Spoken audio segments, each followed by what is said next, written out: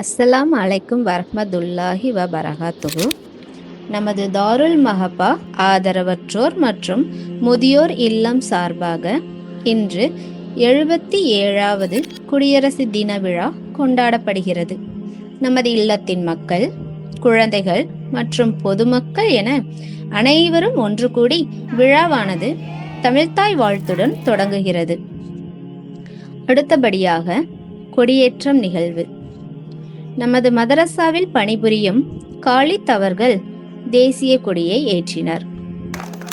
பிறகு நம் நிறுவனர் அவர்கள் நம் நாட்டு சுதந்திரத்திற்காக பாடுபட்ட இஸ்லாமியர்களை பற்றியும் அவர்களது தியாகங்கள் மற்றும் பங்களிப்பையும் பற்றி விரிவாக எடுத்துரைத்தார். பிறகு இனிப்பு வழங்கப்பட்டது.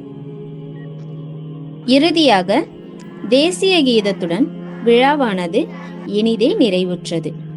அனைவருக்கும் தாருல் மஹபா சார்பாக இனிய குடியரசு தின வாழ்த்துக்கள். நன்றி.